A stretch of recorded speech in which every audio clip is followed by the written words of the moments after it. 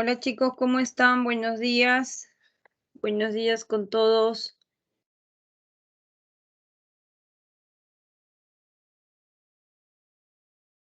¿Pueden oír? A ver. Ahí está, ya los leo ahora sí. ¿Cómo estás, Gabriel? Buenos días, Valesca. Vamos a activar aquí el chat para poder leerles. ¿Qué tal, chicos? ¿Cómo están? ¿Qué me cuentan? ¿Cómo van con sus cursos? ¿Están estudiando química? Buenos días con todos. Buenos días. Ya, listo. Ahora sí. Ahora sí. Bien, vamos entonces a continuar. Hoy día nos toca estudiar la semana 5, ¿ok? Que corresponde al enlace químico. Ya estoy presentando las diapositivas, ¿ok? Así que vamos a dar inicio. Para poder entender enlace químico debemos de recordar nuestra clase anterior que hemos visto sobre los electrones de valencia, ¿no? ¿Se acuerdan qué eran los electrones de valencia? A ver, ¿qué eran los electrones de valencia? Los leo, abran audio, como quieran. Es muy importante tener claro quiénes eran los electrones de valencia porque en función de estos electrones vamos a ver que se forman los enlaces químicos, ¿no? Y hoy día vamos a estudiar los 3 enlaces químicos que tenemos. ¿Qué es un enlace químico entonces? El enlace químico, jóvenes, viene a ser la unión que existe entre un átomo y otro átomo, ¿no? Ay, déjenme ver aquí. Aquí, justo tengo aquí, creo que no, esta no es. A ver aquí. Ya, justo tengo aquí uno. Y así me pueden ver, ¿no? Por ejemplo, aquí tenemos una molécula, ¿ok? O podemos decir, esto es, no, voy a colocar, ya, algo práctico, sí. Cada uno de estos átomos que ustedes están viendo, cada uno de estos colores, el color rojito y el color blanquito, representa un átomo. Esto sería, por ejemplo, el átomo de oxígeno y esto el átomo de hidrógeno. Entonces, cuando se une un átomo con otro átomo, lo que nosotros tenemos es un enlace químico, ¿ok? Esto se llama un enlace químico. ¿Y cómo se forma este enlace químico? Este enlace químico se forma cuando se combinan o se comparten, en este caso, los electrones del átomo de oxígeno y los electrones del átomo de hidrógeno. Es importante recordar por ello los electrones de valencia, porque en función de ello vamos a ver cuántos electrones puede ganar un elemento, cuántos electrones puede perder, cuándo va a ganar, cuándo va a perder, así que también es importante recordar sobre la electronegatividad. El oxígeno y el hidrógeno, ¿quién era más electronegativo?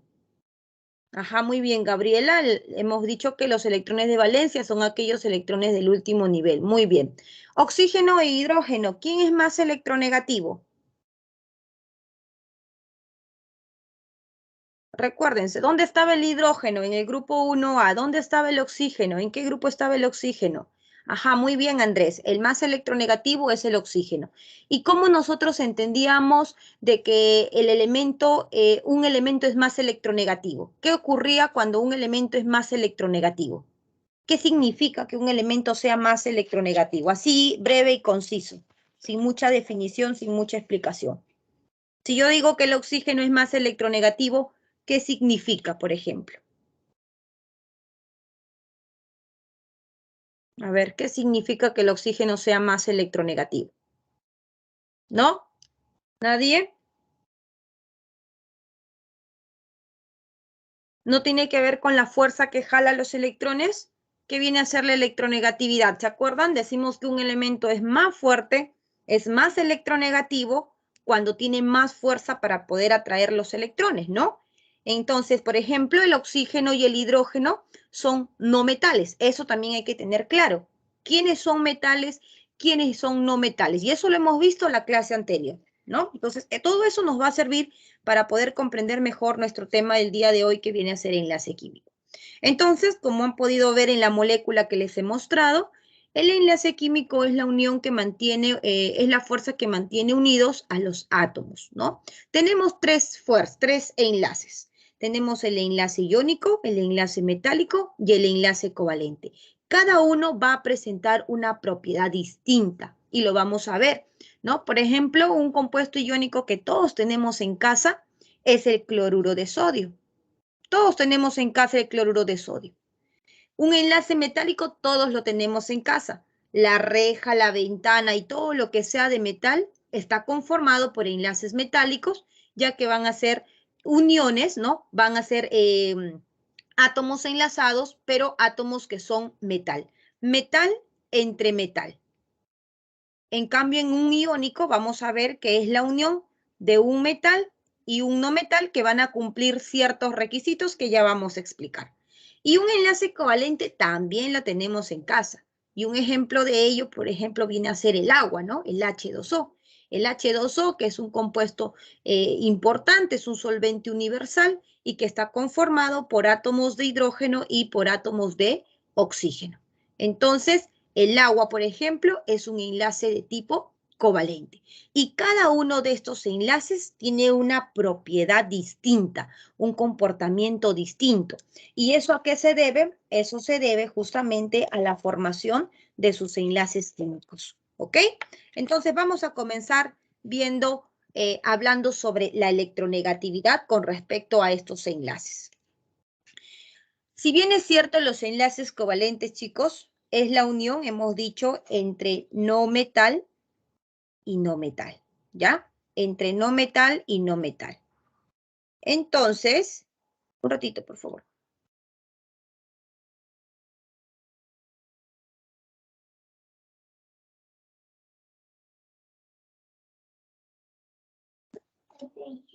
Ya. Listo. Entonces, por ejemplo, los enlaces covalentes se dan entre un no metal y un no metal, ¿correcto? Y una de las condiciones que tienen que cumplir es que la variación de electronegatividad tiene que ser menor o igual que 1,9. Y esto generalmente lo vamos a ver de esa manera, ¿no?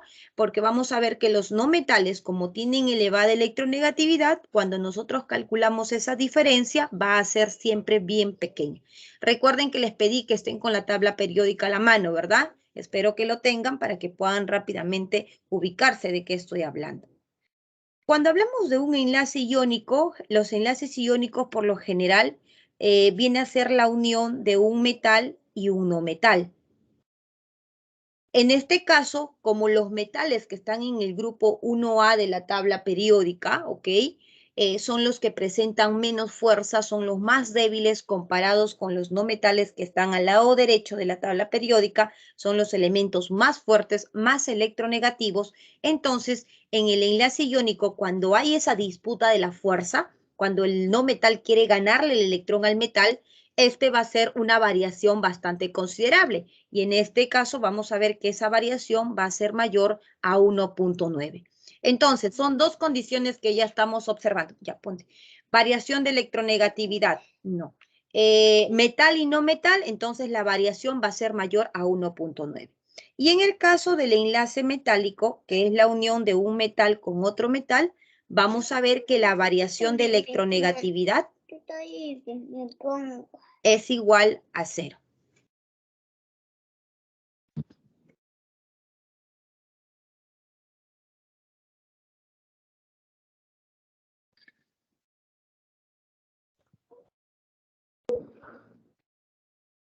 ¿Listo? Entonces, estos son los tres enlaces que nosotros vamos a estudiar. Enlaces covalentes, enlace iónico y el enlace metálico.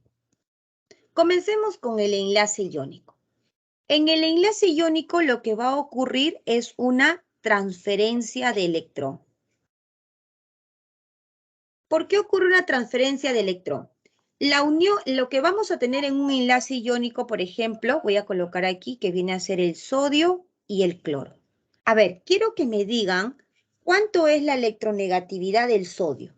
Los que tienen su tabla periódica. Busquen allí en su tabla periódica cuánto es la electronegatividad del sodio. Y también me dicen cuánto es la electronegatividad del cloro. A ver, me escriben en el chat cuánto es esa electronegatividad.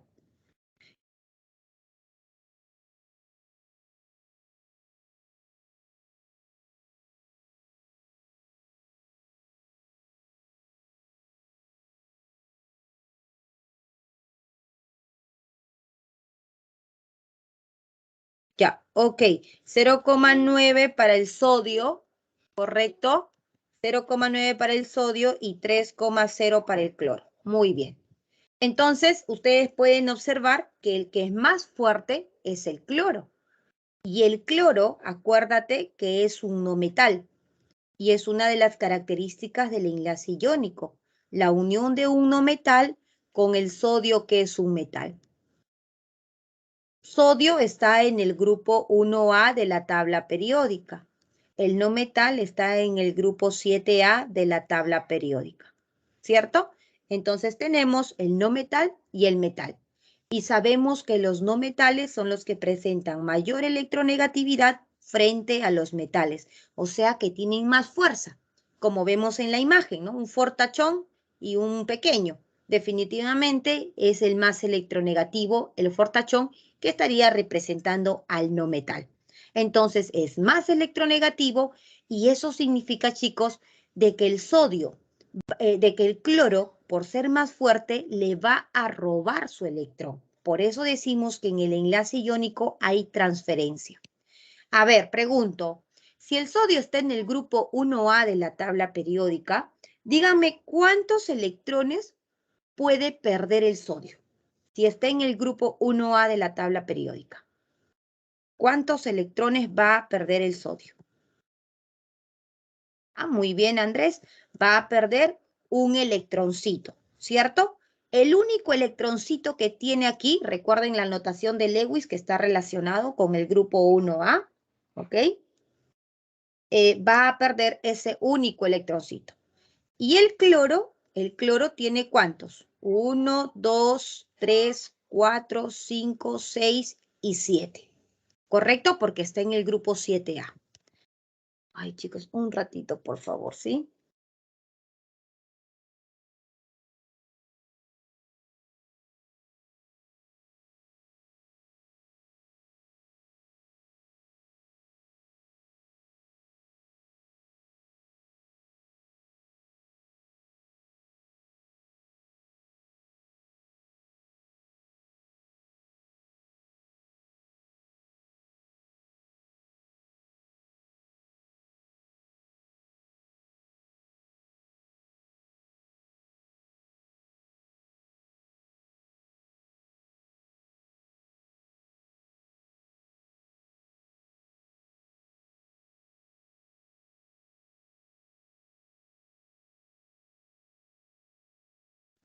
Ya, a ver. Entonces, el cloro está en el grupo 7A de la tabla periódica, tiene 7 electrones de valencia. El sodio tiene un solo electroncito.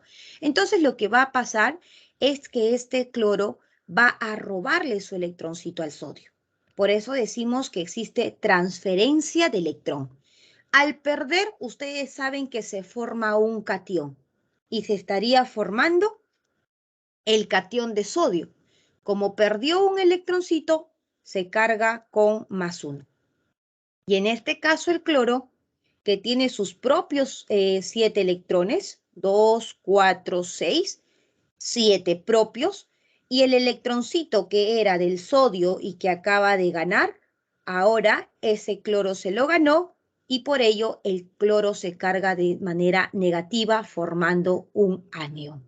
Entonces, la carga positiva y la carga negativa que se produce en el catión y en el anión, esa fuerza de atracción que viene a ser una fuerza eléctrica, electrostática, es lo que nosotros chicos conocemos como el enlace iónico.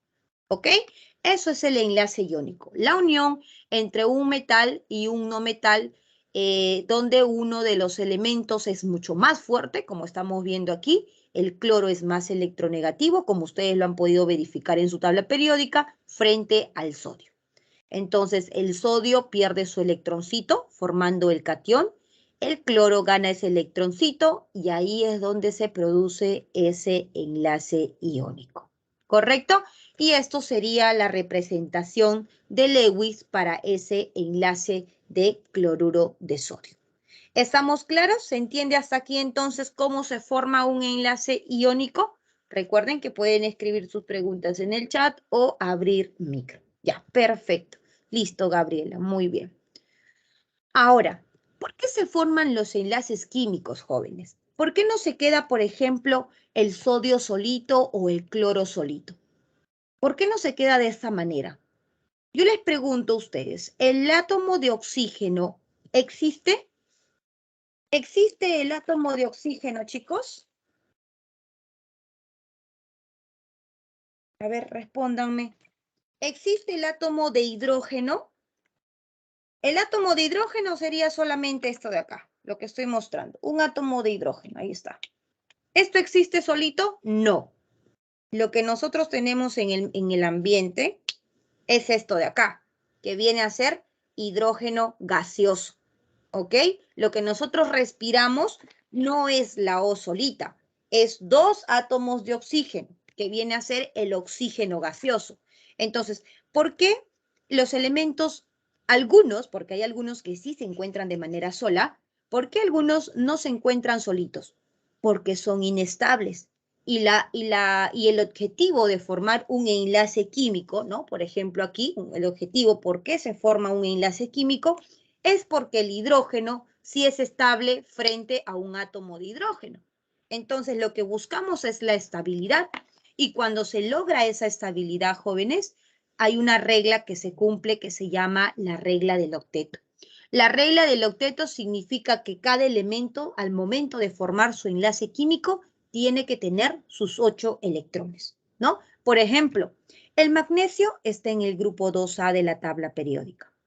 Eso significa, miren aquí, que el magnesio tiene 2 electroncitos para poder formar su enlace químico, que son los electrones de valencia.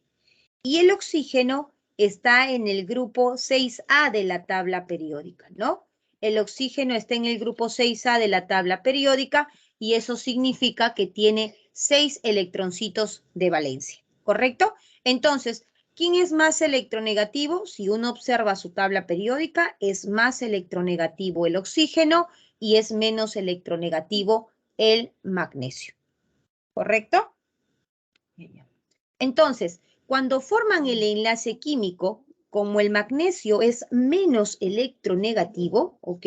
Significa que el magnesio es el más débil y que va a perder su electrón. Y ese electroncito que va a perder se lo va a ganar el oxígeno. Entonces, los dos electroncitos se van con el oxígeno y estaría formando el catión de magnesio, ¿no? Y el oxígeno estaría ganando esos dos electroncitos y se estaría formando el anión de oxígeno. Ahora, a simple vista, uno dice, profesora, ¿y el óxido de magnesio que se acaba de formar cumple con la regla del octeto? Yo veo que el oxígeno inicialmente tenía 6 propios y ahora, como ha robado 2 al magnesio, que vamos a colocar que serían estos dos, está cumpliendo con la regla del octeto. Pero muchos piensan que el magnesio no cumple con la regla del octeto porque aparentemente se está quedando sin nada. Pero recuerda que esta es la configuración del magnesio. El magnesio tiene su número atómico 12 y esta es la configuración. Y en su último nivel podemos apreciar que hay 2 electroncitos que justamente son esos 2 que está perdiendo. Al momento que pierde, mira, desaparece prácticamente ese nivel, ¿verdad? Y si desaparece ese nivel, entonces el magnesio, su último nivel, ¿con cuántos electrones se está quedando ese magnesio en el último nivel? Su último nivel ahora sería 2, ¿correcto? Y tendríamos 2 y 6, eso sería 8. Entonces, ¿el magnesio cumple con la regla del octeto? Sí.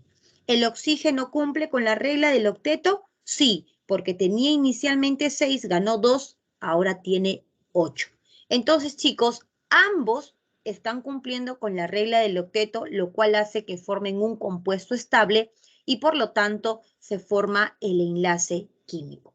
¿Ok? Entonces la regla del octeto es ello, que formen, que tengan ambos elementos 8 electrones. ¿Cuáles son las propiedades de los compuestos iónicos? Como les mencioné, ustedes tienen en casa, ¿cierto? Ustedes tienen en casa el cloruro de sodio. El cloruro de sodio es un compuesto iónico, es un sólido cristalino. ¿Por qué decimos que es un sólido cristalino? Es un sólido cristalino porque los átomos están ordenados ¿no? En esa red cúbica están en orden. Mira, sodio, cloro, sodio, cloro, sodio, cloro. Y la distancia que hay entre un átomo y otro átomo, chicos, miren, es la misma. Entonces, toda estructura donde los átomos están ordenados se dice que es una estructura cristalina.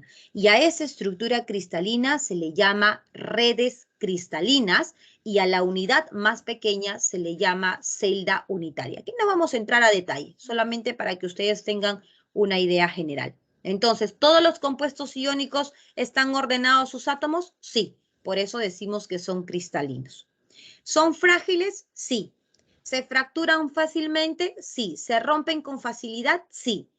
¿Y son duros? Sí, que no tienen nada que ver la dureza con la fragilidad, ¿no? Como hemos visto en la primera clase, ¿se acuerdan? ¿Con ustedes hice la primera clase? Sí, ¿no? ¿Se acuerdan que hicimos el experimento de la uña? ¿Fue con ustedes o no? ¿Que les hice rayar la pared? Yo creo que sí, ¿no? Cuando hablamos de dureza, ¿o no? Hello, chicos, ¿están allí?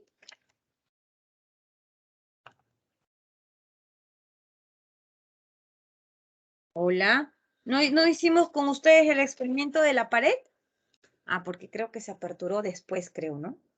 A ver, ya, entonces vamos a hacerlo ahora. No recuerdo hacerlo de la uña. Ya, José, ahora vas a hacer. Tienen cerca una pared, ¿sí? ¿Tienen cerca una pared?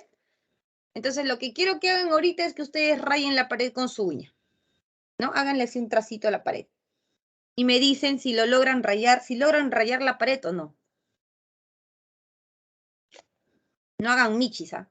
Solamente una rayita. A ver, me dicen, me comentan. ¿Qué ocurre? Bueno, si tienes pared sin tarrajear, no te recomiendo que lo rayes. Solo para los que están con las paredes pintadas. Rayen su pared con su uña. ¿Lograron rayar sí o no?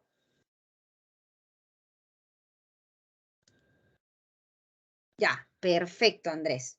Entonces, Noemí no, ya, Noemí. Entonces, puede Noemí que sea su mayólica o puede que sea sin pintar, solo tarrajeado, ¿no? Y ahora vamos a ver por qué. Lo que pasa, chicos, es que cuando nosotros decimos que los compuestos iónicos son duros, pero son frágiles, son dos cosas muy distintas.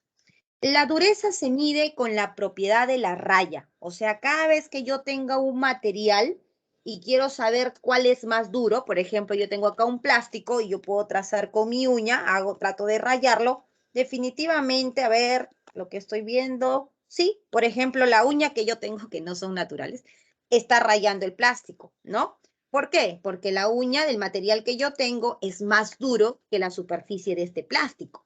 Entonces, en este caso, su uña de ustedes, que rayó la pared de su casa, tiene mayor dureza que la superficie de la pared.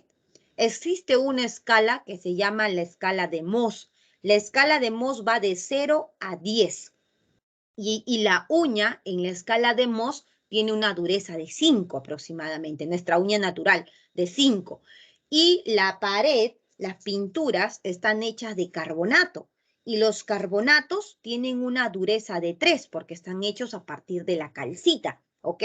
Entonces, como tu uña tiene dureza 5, tú sí vas a poder rayar la pared porque tu uña es más dura.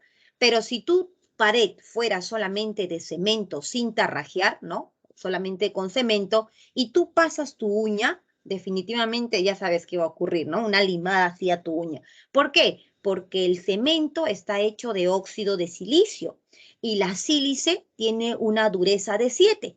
Entonces, si tu uña tiene una dureza que es aproximadamente en la escala de Mohs de 5, que es la del apatito, entonces 5 contra 7 definitivamente el cemento va a rayar a tu uña. Entonces, cuando tú quieres saber si una sustancia es más dura, tú no vas a decir, la mesa es dura porque está duro. No, tienes que hacer la propiedad del rayado. Rayas. ¿Quién raya a quién? Esa sustancia es más dura. Entonces, yo te invito a que terminando tu clase, agarres un granito de sal y trates de rayar tu pared, la madera y todas las superficies que tú quieras. Y vas a ver que el cloruro de sodio es un compuesto muy duro porque va a rayar. pero a la vez es frágil, porque si tú agarras un granito de sal y lo trituras, lo aplastas, ¿no? Arturo, sin roche, pero pues Arturo, no vas a hacer todos tus michis en tu pared, ¿no? Así solapa nomás. Y si te dice algo, mamá, estoy experimentando, le dices, para aprender mejor. Entonces, si ustedes aplastan el granito de sal, van a ver que se fragmenta, ¿no? Se fragmenta. Y eso es fragilidad. Y los compuestos iónicos pues tienen esa propiedad. Son duros, pero también son frágiles, ¿ok? ¿Qué más nos dice? ¿Tienen elevados puntos de fusión? Sí, claro que sí. Las canchitas por cor. ¿Hablamos de la canchita por cor o no hablamos tampoco de la canchita por cor? ¿Cómo hacían su canchita por cor? Que yo hablo tantas cosas que ya ni me acuerdo qué hablo. ¿Hablamos de las canchitas con sal, canchitas con dulce o no? ¿No? A ver, respóndanme rápido para ver, para... No, tampoco, ya. Por ejemplo, ustedes saben hacer canchita por cor, ¿cierto? A ver, alguien que tenga micro y que quiera participar conmigo, algo rapidito. A ver, ¿quién? ¿Quién abre su micro? Nadie se anima a hablar. Uy. Ya, a ver, ¿con quién? ¿Con quién estoy? Con Carmen. Ya, Carmen. A ver, Carmen, ¿sabes hacer canchita por cor, Carmen? Sí, Miss. Ya, a ver, cuéntanos rapidito, ¿cuáles son los pasos para hacer una canchita por cor? Pones la olla, luego el aceite. Depende si quieres hacer con azúcar o con Con sal. sal, con sal, con sal. Ya le echas la sal, hago que se caliente el azúcar con la sal y echo la canchita, o sea, el maíz y revienta todo bien. Echas el aceite con la sal y pones el maicito y revienta todo. Ya, Sí, Miss. perfecto, Carmen. ¿Alguien hace de manera distinta al de Carmen? Ya. Imagino que sí. Gracias, Carmen. Imagino, igual dice Jeremy, ok. Yo le pongo la, ya, por ejemplo, Rivaldo dice que le pone la sal después. Y son las dos maneras comunes de hacer la canchita. Algunos hacen reventar la canchita al inicio y al final le ponen la salsita, o algunos, como yo también hago como Carmen, coloco la sal al inicio antes que reviente, ¿no? ¿Por qué? Porque cuando yo coloco la sal al final de la canchita, cuando ya haya reventado, estoy comiendo y ¡pah! Un grano de sal, ¿no? Aseguro que a muchos les ha pasado porque la sal pues se mete en los huequitos de la canchita. Y ya eso significa que te estás consumiendo una cantidad de sal que podrías evitar si lo haces de la forma en que hace Carmen la canchita. Porque cuando ustedes hacen la canchita y los que no han hecho los invito para que puedan hacer y justamente ver la propiedad de la que quiero mencionar, que es el punto de fusión de la sal. Si tú haces como explicó Carmen, entonces tú vas a ver que al final, cuando tu canchita ya está reventada, tu canchita sí está saladita, ¿ok? Está saladita tu canchita y vas a ver que en la base de la olla está la sal intacta. A la sal no le pasa nada. ¿Y por qué no, profesora? Porque la sal, jóvenes, para que se pueda fundir, como dice acá, su propiedad tiene alto punto de fusión. Para que la sal se pueda fundir, hay que superar la temperatura de 800 grados Celsius. A esa temperatura recién tú vas a poder romper esas fuerzas intermoleculares que tiene el sodio y el cloro, ¿no? Porque es el cloruro de sodio. En cambio, en la cocina, tú llegas aproximadamente a unos 300 grados, 400. Por eso que esa temperatura no es suficiente para poder fundir a esa sal, ¿no? Entonces, esa es la explicación por qué la sal se queda intacta, porque tiene puntos de ebullición, puntos de fusión elevados, ¿no? Comparados frente a los compuestos que son covalentes. El azúcar, por ejemplo, nos adelantamos un poquito ya a lo que vamos a ver más adelante. El azúcar, seguro que en algún momento tú has hecho o has intentado hacer canchita dulce, ¿verdad? Y lo que ocurre cuando tú haces canchita dulce es totalmente diferente a lo cuando tú haces salada. En la salada tú pones el fuego a todo alto y comienzas a mover la olla para que no se queme y todo lo demás. Pero cuando haces canchita dulce, tienes que bajar completamente el fuego porque si no te sale canchita carbonizada, ¿sí o no? ¿A cuántos no les ha pasado que el azúcar se funde rapidito? Porque el azúcar es un compuesto covalente y el azúcar como compuesto covalente, sus puntos de fusión comparados con los compuestos iónicos son muy bajitos. ¿no? Ahí podemos ver, por ejemplo, si te olvidas en el examen cuáles son las propiedades, acuérdate, compuesto iónico en mi casa, mi sal, compuesto covalente, mi azúcar, mi agua, ¿no? Entonces tienes que relacionar bastante. Entonces, puntos de fusión y de ebullición de los compuestos iónicos son elevados. Son pésimos conductores cuando se encuentran en el estado sólido. O sea que si yo tengo un pote de sal y yo coloco dos elementos, dos electrodos donde pasa corriente, no se prende el foquito. No hay conductividad porque el elemento del sodio y el elemento del cloro están enlazados. Entonces, si están enlazados, ¿no? Mediante esa fuerza electrostática del catión y del anión, entonces no hay flujo de electrón. Pero cuando yo tengo un compuesto iónico disociado en agua, quiere decir que yo voy a tener al sodio separado, al cloruro separado, o si lo encuentro fundido, que de la misma manera los voy a encontrar con su forma positiva y su forma negativa, entonces cuando están en líquidos fundidos o cuando están en soluciones acuosas, yo ahí voy a ver que los compuestos iónicos son excelentes conductores, porque va a haber una transferencia de electrón y cuando hay, jóvenes, transferencia de electrones, hay flujo de corriente eléctrica. Tú cuando prendes el switch de tu habitación, por ejemplo, ¿qué es lo que tú haces? Apretas, prendes, apagas, lo que estás haciendo es abrir y cerrar el circuito para que puedan fluir los electrones. Si no hay flujo de electrón, no hay corriente eléctrica. Si hay flujo de electrón, hay corriente eléctrica. ¿Ok? Entonces los compuestos iónicos son excelentes conductores solo en medio acuoso y cuando se encuentran fundidos. Los enlaces metálicos. El enlace metálico, su nombre lo indica, es la unión entre un metal y otro metal. ¿Qué es lo que ocurre en un enlace metálico? ¿No? Por ejemplo, aquí observamos una placa de aluminio. Esta placa de aluminio tiene miles de átomos de aluminio. No es que solamente exista un átomo de aluminio, ojo, hay miles de átomos de aluminio que están siendo representadas en esta imagen. Y como ustedes saben, los metales tienen baja electronegatividad.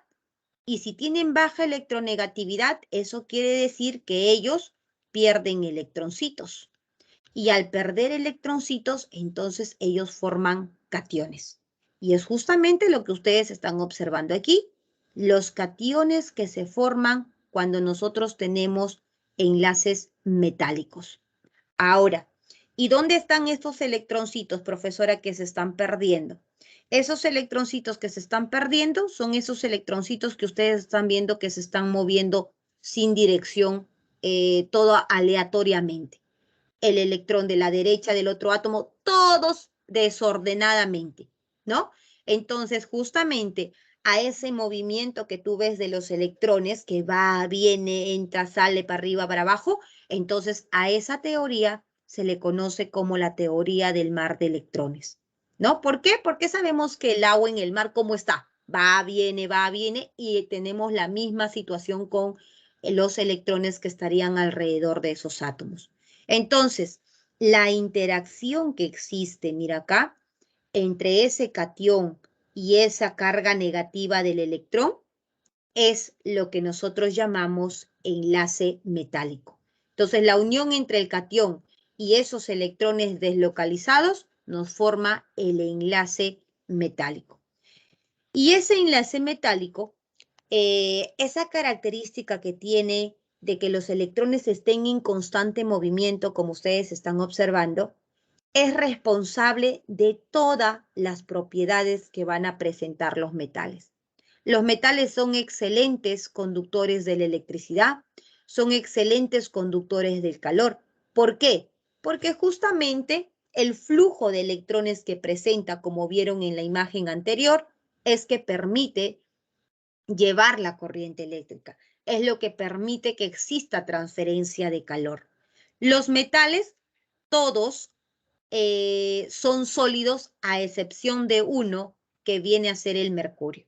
¿Ustedes conocen el mercurio? ¿Saben en dónde encontramos el mercurio? El mercurio es un metal, es un elemento de la tabla periódica. Los metales como fierro, aluminio, cobre, níquel que seguro en algún momento has estado en contacto de él, y si piensas que no, agarra un cable de casa, un cable de la licuadora, del microondas, de cualquier artefacto, lo vas a pelar y vas a encontrar adentro un metal. Y justamente el componente, el responsable, cómo llega la electricidad a tu artefacto para que pueda funcionar, porque son excelentes conductores de corriente, ¿no? Entonces, esos son los metales, como puedes ver, sólidos. Pero el mercurio, ¿has visto alguna vez el mercurio? Que también es un metal, pero es un metal líquido. ¿Sabes dónde está o no? ¿Sabes dónde está el mercurio o no? Ajá, muy bien, Daniela. Muy bien, María. En los termómetros, correcto. En los termómetros, ¿no? Los termómetros, los tradicionales, porque ahora ya tenemos digitales también. Los termómetros tradicionales, ¿no? Tienen una línea ploma, no tengo ahorita un termómetro, y donde uno observa, ¿no? Cómo el mercurio se dilata, porque el mercurio tiene bajo punto de ebullición, se dilata y uno puede ver cuando se está dilatando, cuando uno comienza a medir la temperatura, le ponen en los brazos o le ponen debajo de la lengua, ¿no? Y el mercurio se dilata rápidamente con la temperatura y uno puede ver esa rayita ploma, y esa rayita ploma es justamente ese mercurio líquido que se encuentran en los termómetros. Y es el único elemento que se encuentra en el estado líquido, ¿ok? Entonces, esas son algunas propiedades de los metales. Dice, la mayoría de los metales son maleables y dúctiles. Y es justamente una de las propiedades por qué hacen las joyas, ¿no? Por ejemplo, por ejemplo, acá tengo una coronita de metal, ¿no? Entonces, ¿cómo hacen para que le den forma, para que formen las peinetas de los metales? Es justamente porque tiene esa propiedad de flexibilizar, de maleabilizar, ¿no? Maleabilidad llamamos cuando se forman láminas y ductilidad llamamos cuando se forman hilos. Y esas propiedades solamente lo presentan los metales, ¿ok? A ver, intenta hacer un hilo de madera. No vas a poder, ¿no? Porque las maderas no tienen la propiedad de los metales, ¿no? Ahí estamos viendo, los metales sí, se forman láminas, se forman hilos. Y comparados con los compuestos iónicos, presentan pues mucho más elevado, mayor el punto de fusión y el punto de ebullición, ¿ok? Y tenemos el enlace covalente. Ya hemos visto dos, ¿ah? Hemos visto metal con no metal, ¿qué cosa era? Metal con no metal, ¿qué cosa era? ¿Qué tipo de enlace se forma metal con no metal? El más fuerte con el más débil. Muy bien, Andrés, iónico. Metal con metal, algo muy sencillo, ¿no? Hasta deduciendo puedo saber qué enlace forma metal con metal. Muy bien, Daniela, metálico. Y lo que nos estaría faltando es el enlace no metálico con el no metal, ¿no? No metal con no metal, lo que se forma es un enlace covalente. Ahora, en estos compuestos covalentes, donde tenemos un no metal con otro no metal, los no metales tienen elevada electronegatividad, ¿cierto? Eso hemos visto en la clase anterior. Alta electronegatividad significa que ambos son fuertes. Entonces, si ambos son fuertes, dame tu electrón, no, dame tu electrón, no. Entonces, ninguno quiere soltar su electrón. Entonces, ¿qué les queda? Ok, ¿quieres ser estable? ¿Quieres formar enlace conmigo? Muy bien, yo no voy a perder, yo tampoco. Ah, entonces, ¿qué hacen? Compartimos. Y en el enlace covalente lo que ocurre es una compartición de electrones. Ninguno cede. Aquí no hay catión, aquí no hay anión. Aquí se comparten los electrones. Entonces, vamos a ver, por ejemplo, el ácido clorhídrico. El hidrógeno es un elemento que, a pesar que está en el grupo 1A de la tabla periódica y que significa que tiene un electroncito en su último nivel, ¿no? Comparado, por ejemplo, con el sodio. Ustedes me dijeron que el sodio, que también tiene un electroncito y que está en la familia del hidrógeno, tiene una electronegatividad de 0,9. A ver, miren cuánto tiene de electronegatividad el hidrógeno. ¿Cuánto es la electronegatividad del hidrógeno? Perfecto, ¿se dan cuenta la diferencia? Miren, electronegatividad del sodio 0.9 y del hidrógeno 2.1. El sodio es muy bajito porque el sodio es un metal. En cambio, el hidrógeno, acuérdate en tu tabla periódica, ¿dónde está mi tabla? Que el hidrógeno, yo tengo una tabla, pero creo que, aunque ustedes no me van a creer, esta tabla que les estoy mostrando es una tabla cuando yo estaba en tercer grado de primaria. Y esta es mi tabla que usaba en la universidad, que está súper maltratada. Pero igual, es súper muy informativo. Sí, sí, a mí me encantaba la química desde chiquita. Miren, entonces, acá ustedes tienen aquí el grupo 1A de la tabla periódica, ¿correcto? Y acá está el hidrógeno. Entonces, sabemos que el hidrógeno es el elemento que a pesar que está en el grupo 1A de la tabla periódica, el hidrógeno es un no metal, ¿correcto? Y todos los demás son metales. Los metales tienen baja electronegatividad, los no metales tienen elevada electronegatividad. Y eso es lo que ustedes están observando, ¿no? El hidrógeno tiene 2,1 y esa propiedad hace de que el hidrógeno no pierda su electrón, ¿no? Entonces, cuando este hidrógeno se combina con el cloro, perdón, que tiene una electronegatividad también bastante considerable, ¿cuánto es del cloro? Si no me equivoco, 3.5, cloro, electronegatividad del cloro a 3.2, ¿no? Prácticamente redondeando, ¿sí? Por ahí, por ahí. Entonces, vemos que ambos son fuertes. Entonces, el hidrógeno, a pesar de tener un hito, no quiere perderlo, porque es fuerte. Entonces, aquí hay compartición de electrones. Y esa es la manera correcta de representar la compartición, mediante un enlace. Se junta, el hidrógeno da su electroncito, el cloro da su electroncito y se forma el enlace covalente. ¿Ok?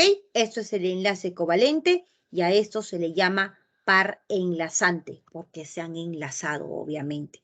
Y los pares de electrones que estamos viendo aquí del cloro, que no forman enlace, ¿no? Cloro, cloro, son pares no enlazantes, ¿ya? Entonces, así vamos a representar nuestra estructura de Lewis para los enlaces covalentes. Y obviamente también tienen que cumplir la regla del octeto, porque acuérdate que la finalidad de formar un enlace es que estos sean estables. Entonces, aquí presentamos el dióxido de carbono, por ejemplo, el gas que tenemos en nuestro alrededor, que es el gas que expiramos, y vemos que el carbono, todo de negrito, corresponde a los electrones de valencia del carbono, que si tú te fijas en tu tablita periódica, ese carbono efectivamente está en el grupo 4A de la tabla periódica. Por eso tiene 4 electrones de valencia. Mi oxígeno está en el grupo 6A de la tabla periódica. Por eso tiene 6 electrones de valencia. ¿Listo? Entonces, se enlazan y entre ellos comparten los enlaces. Si tú cuentas el enlace para cada elemento, vas a poder observar que el oxígeno tiene, mira, 1, 2, 3, 4. Voy a colocar de rojito sus 6 propios, 5 y 6 propios, más los otros 2 que eran el negrito que corresponden al carbono, 7 y 8. Por el otro lado, igual, el carbono tiene 1, 2, 3, 4, 5 y 6 propios, más los 2 que está compartiendo con el carbono, 7 y 8. Y el carbono igual, tiene 1, 2, 3, 4, más lo que está compartiendo 5, 6, 7 y 8, ambos están cumpliendo con la regla del octeto. Por lo tanto, yo puedo decir que este compuesto, ¿no? Que este compuesto sí cumple con la regla del octeto. ¿Ok? Sí cumple con la regla del octeto. Otro ejemplo, el yodo. El yodo está en el grupo 7A de la tabla periódica. Eso significa que tienen 7 electrones de valencia, que son los que ustedes están observando. 1, 2, 3, 4, 5, 6, 7 propios. y los otros 7 propios del otro yodo estarían formando el enlace covalente. Y ambos también cumplen con la regla del octeto. Si cuento para el yodo de la izquierda y para el yodo de la derecha, también estaría cumpliendo con la regla del octeto. Pero vamos a ver que hay algunos elementos que no cumplen con la regla del octeto, pero aún así estos son estables y es importante que tú los identifiques. Por ejemplo, tenemos el hidrógeno. El hidrógeno, tú sabes que el hidrógeno solo tiene un electroncito de valencia. Mira, acá estamos viendo la molécula del agua. De rojito voy a representar los electrones del hidrógeno y de azulito voy a representar los electrones del oxígeno. El oxígeno está en el grupo 6A de la tabla periódica. Entonces significa que tiene 6 electroncitos. Ahí están de azulito. Y el hidrógeno tiene un electroncito de valencia. Eso significa que tiene un electroncito porque está en el grupo 1A. Entonces, cuando se enlaza, mira, se enlaza, ¿no? Y si tú cuentas al oxígeno, tiene 6 propios más los 2 que está compartiendo con el hidrógeno, el oxígeno cumple con la regla del octeto.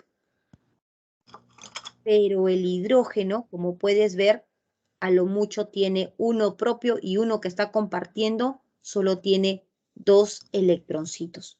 Entonces, el hidrógeno no cumple con la regla del octeto. A ello se le llama la regla del dueto.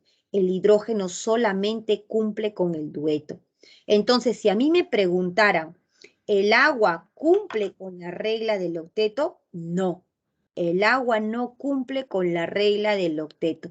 Para que pueda decir yo que un compuesto cumple con la regla del octeto, todos los elementos que lo conforman tienen que cumplir con la regla del octeto. ¿Ok? Entonces, profesora, si yo veo el hidrógeno, no cumple, efectivamente. Tú ves el hidrógeno, tú sabes que el fósforo puede cumplir la regla del octeto. Cuentas y efectivamente él va a tener 8 electrones. Pero si tú cuentas del hidrógeno, él solamente va a tener 2 electrones, el propio y el que está compartiendo.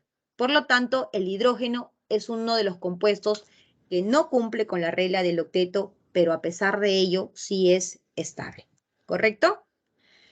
Luego tenemos el berilio. El berilio, si tú lo ubicas en tu tabla periódica, está en el grupo 2A de la tabla periódica. Profesora, pero el berilio es un metal, ¿no? El berilio está en el grupo 2A de la tabla periódica. Claro, pero ¿qué pasa con el berilio? El berilio es un átomo tan pequeñito que cuando quiere un átomo robarle su electrón por ser metal, él no se deja, porque el núcleo atrae fuertemente sus electrones, por ser pequeñito. O sea que a pesar que es un metal, y que tú sabes que el metal tiende a perder sus electrones, el berilio no lo va a hacer. El berilio no va a dejar que le roben sus electrones. Entonces, el berilio se comporta, podríamos decir, ¿no? No es un no metal, pero se comporta como un no metal porque no deja que se roben sus electrones. Pero el berilio es un metal. Entonces, por lo tanto, aquí él no va a perder y estaría compartiendo sus electrones. Y este berilio, al compartir sus electrones, como puedes ver también, no tiene los 8, solamente tiene los 4 y por lo tanto ese berilio aún así es estable formando enlaces covalentes, ¿ok?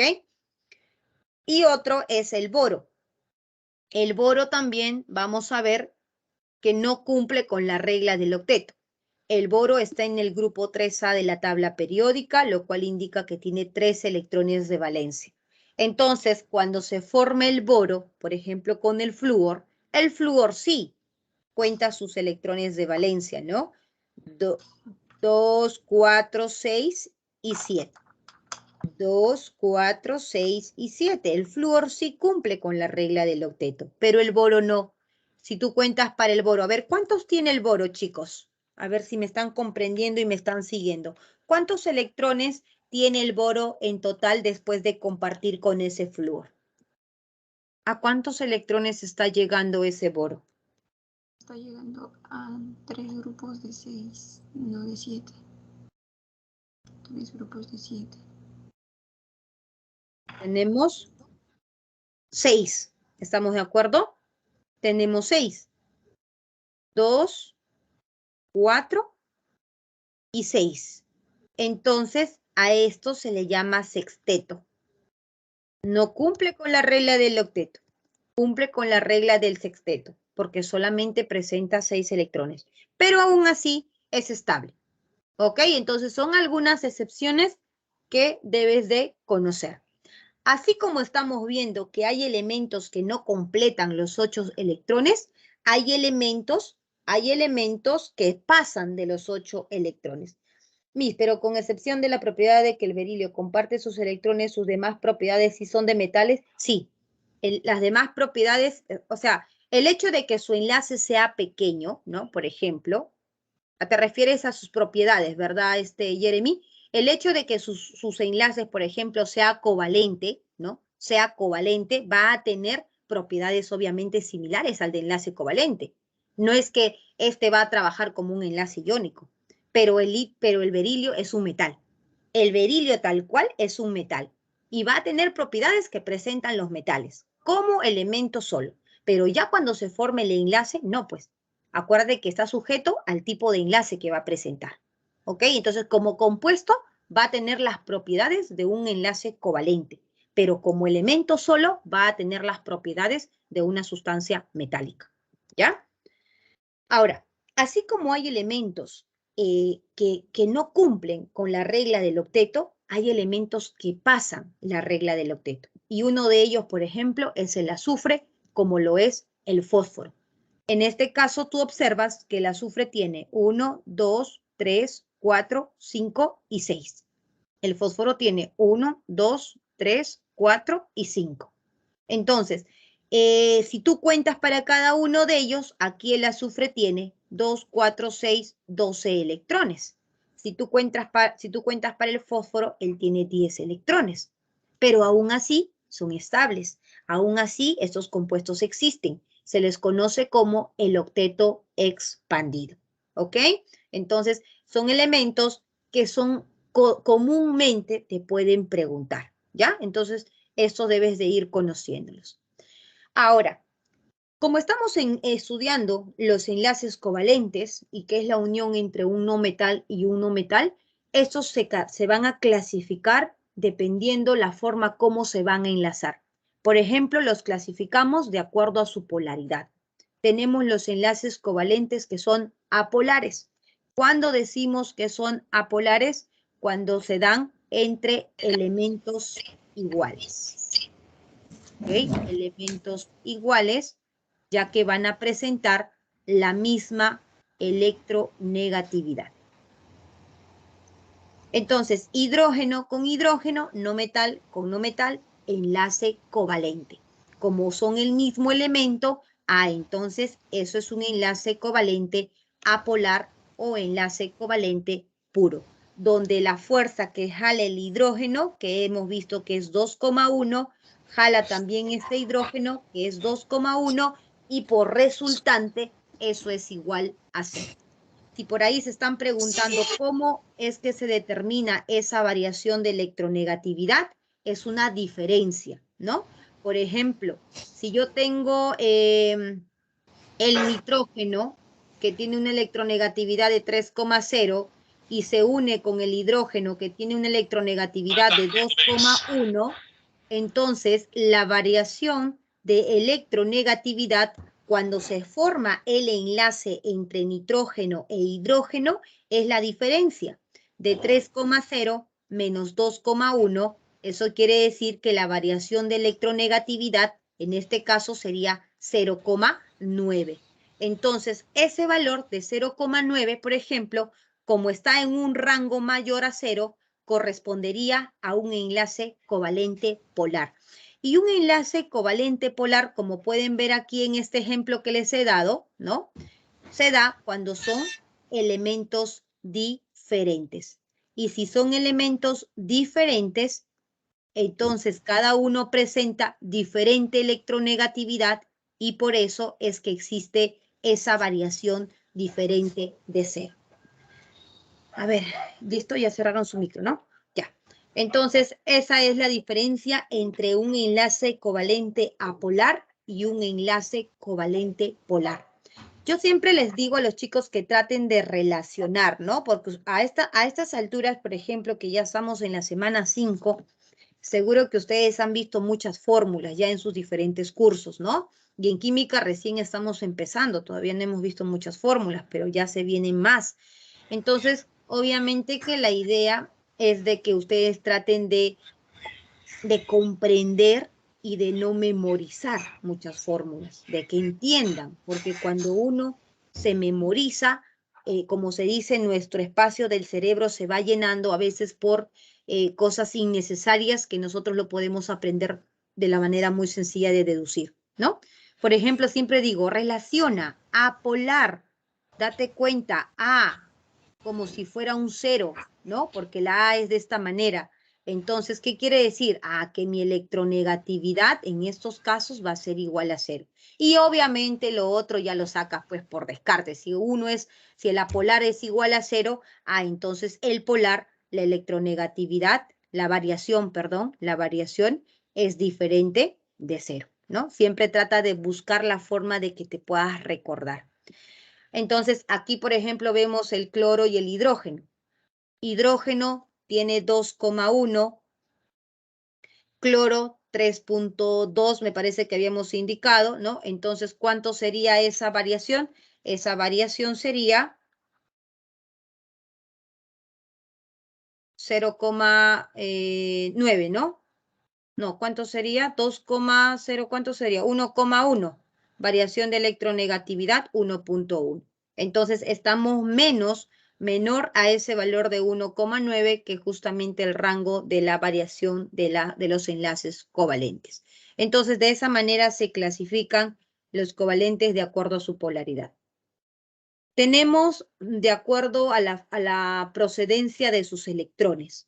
Aquí vemos el hidrógeno que tiene un electroncito, el cloro que tiene 7, y estos se van a enlazar, compartiendo un par de enlaces. Mira, hidrógeno dice, cloro, yo te doy mi electrón. El cloro le dice, muy bien, yo también te doy mi electrón. ¿Compartimos? Sí. Y se forma el enlace covalente normal, donde ambos comparten electrones. Cada uno aporta su propio electrón. Pero hay enlaces donde uno de ellos no va a dar su electrón. Dice, vamos a formar enlace con B. Ok, pero si yo te doy, le dice B, vamos a formar un compuesto que no va a cumplir con la regla del octeto. Entonces, ¿qué hacemos? Solamente tú dame tus electrones, le dice A. Entonces, si solamente tú me das tus electrones, yo voy a cumplir con la regla del octeto y vamos a estar formando un enlace covalente. Entonces, a ese enlace donde solamente uno comparte, un elemento nada más comparte, se le conoce como el enlace dativo o el enlace coordinado. ¿Ok? Por ejemplo, tenemos aquí el ozono. Como puedes observar, el oxígeno está en el grupo 6A de la tabla periódica. Eso significa que el oxígeno tiene sus propios electrones, sus propios 6, y ahí está lo que acabo de encerrar, ¿no? El otro oxígeno también tiene sus propios 6 electrones, están de color azulito, ahí está. Y acá, en esta primera compartición entre este oxígeno y este otro oxígeno, ¿no? Vamos a ver que efectivamente se cumple la regla del octeto. Comparten. Pero el otro oxígeno, que lo tenemos por aquí, 2, 4, 6, si yo colocara sus dos electrones tal cual lo estamos haciendo con los otros dos oxígenos, el oxígeno del átomo central excedería a los 8 electrones, porque así como lo ven, ya tiene 8. Y si yo le comparto 2 más con el otro, se iría a 10. Y eso ya estaría generando una inestabilidad. Entonces, aquí, como el oxígeno ya está completo, ahí es donde yo me doy cuenta de que este último enlace que estaría formándose aquí tendría que ser solamente con el aporte de un átomo y en este caso con un átomo de oxígeno. Por lo tanto, este último oxígeno que estamos viendo de color amarillo, como se puede observar, no comparte sus electrones para formar un enlace. Se forma el enlace, sí, con los 2 electrones que corresponde al átomo de oxígeno central. Entonces, solamente da 1, sí. Entonces, ese enlace que estás viendo es un enlace dativo y se representa para poder diferenciar de los otros, que es una rayita donde significa que cada uno aporta su propio electrón. En cambio, el dativo se pone una flechita, el cual debes de comprender que solamente este átomo le está dando sus electrones para que forme enlace con el otro átomo. ¿Ok? Entonces, eso es un enlace coordinado o un enlace dativo. Tenemos también, de acuerdo a la clasificación, de acuerdo al número de pares. Tenemos el enlace simple y el enlace múltiple. El enlace simple, como su nombre lo dice, se da cuando se forma un enlace con un par de electrones. Tú me das tu electrón, yo te doy mi electrón, cada uno aporta, eso es un enlace simple. Aquí está, un enlace simple. Igual acá, tú me das tu electrón, yo te doy mi electrón, un enlace simple. Tú me das tu electrón, yo te doy mi electrón, un enlace simple. Y tenemos 4 enlaces simples que estarían formando el compuesto del metano. En cambio, los múltiples, no. En los múltiples vamos a encontrar los enlaces dobles y vamos a encontrar los enlaces triples. En los enlaces dobles se da la compartición de 2 pares de electrones. Y en los enlaces triples hay la compartición de 3 pares de electrones. Por ejemplo, acá, carbono, su electroncito, carbono, su electroncito. Para el otro carbono, su electroncito y su electroncito. Muy bien, compartieron 2 pares de electrones. Eso es un enlace doble. En el caso del nitrógeno, 1, 2, 3, 4 y 5, porque el nitrógeno está en el 5A. Ya eso deben de tener claro, ¿no? De que los puntitos que estamos viendo aquí representan los electrones de valencia de cada átomo. Y para el otro nitrógeno igual, ¿no? Tienes aquí 1, 2 y 3, 4 y 5. Entonces, los nitrógenos comparten 3 pares de electrones. Si comparten 3 pares de electrones, entonces se está formando un triple enlace. Y así tenemos entonces la clasificación de estos elementos. A ver, veamos si me han comprendido. ¿Cuántos pares enlazantes? Primero vamos a ver si esta estructura es tal cual. Mira, voy a ayudarte. El hidrógeno tiene 1, profesora. Muy bien, ahí está uno de rojito. El oxígeno, ¿cuántos tiene? Tiene 6. Entonces, profesora, aquí yo veo 1, aquí yo veo 2. ¿Y dónde están los otros 4? Entonces, aquí se entiende, ¿ya? Se entiende que aquí están. Como puedes ver, no se está colocando completo, porque se supone que el estudiante ya sabe cuánto le falta para que tenga sus electrones de valencia. Profesora, le falta 4. Listo, mire, estoy completando los 4. Ahora, el nitrógeno, ¿en qué grupo está el nitrógeno? Está en el 5A de la tabla periódica. Ah, entonces aquí está 1, 2, 3, profesora. Y le falta 1, ya, le falta 2. Entonces, ¿puedo decir, profesora, 4 y acá 5? No, porque en un átomo tus electrones nunca pueden estar solitos. Eso es inestable. Los electroncitos siempre paran de 2 en 2, ¿ya? Entonces, ¿dónde está el otro? Eso te da a pensar de que el otro electrón está aquí. Entonces, ¿qué tipo de enlace es el que se estaría formando acá, chicos? Si solamente el nitrógeno está muy bien, correcto. Muy bien, Daniela. Muy bien, Jeremy. Eso sería un enlace dativo, ¿verdad? Esto sería un enlace dativo. Ah, entonces el oxígeno tendría 1, 2, 3, 4, 5 y 6, porque al oxígeno ni le hemos tocado sus electrones. Así que ahí están los 6 propios que él tiene. Y por este lado, 1, 2, pregunto, ¿cuántos electrones le está faltando al oxígeno? Si ya estamos compartiendo 2, ¿cuánto le está faltando?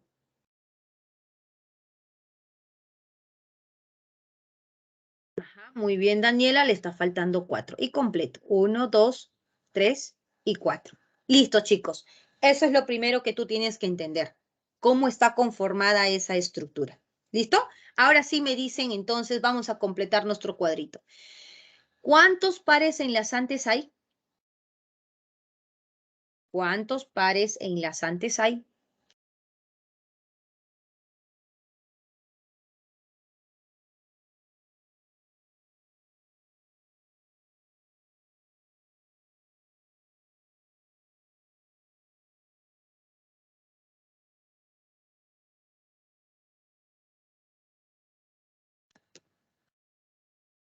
Ajá, muy bien, Andrea.